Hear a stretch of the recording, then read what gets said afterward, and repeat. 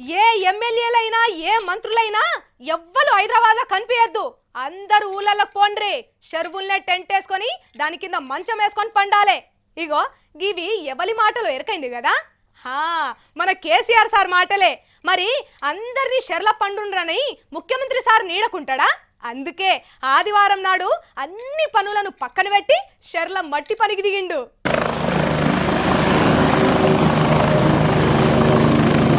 గాలి మోటార్లో పోయి నల్లగొండల కేసీఆర్ సార్ దిగంగానే జూలకంటి సారు, కోమటిరెడ్డి వెంకటరెడ్డి సారు, కణువులంతా కలిసి చూడుర్రి ఎట్లా ఎగబడి ముఖ్యమంత్రి సారుకు కాగితాలు ఇస్తున్నారో.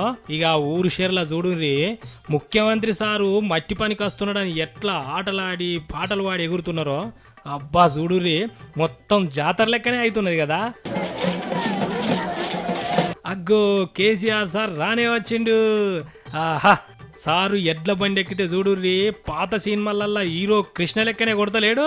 కానీ సారు చేతుల ఓ ముళ్ళు గట్టో వారు గట్టో పెడితే మంచిగుండు. ఇక ఇట్లా నడి చెరువులకు బండి వేసుకొని పోయి రుమాలు చుట్టిండు కేసీఆర్ సారు.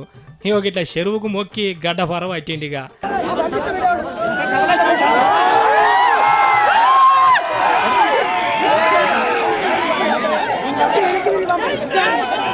అబ్బా ఓ బిందె నీళ్లు పోసి అన్న నానబెట్టలే కదా గట్టిగా తెగుతున్నట్టున్నది. ఇప్పుడు చూడుర్రి జరంతా గట్టిగా వేస్తున్నాడు దెబ్బ.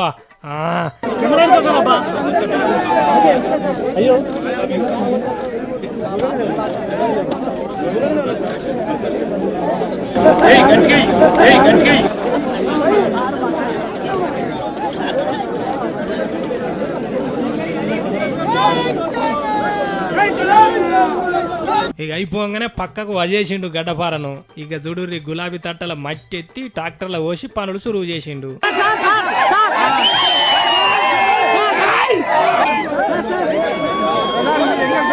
ఇక అటంక మీటింగ్ లో పోయి షెర్ల గురించి మస్తు రందిపడ్డాడు సారు.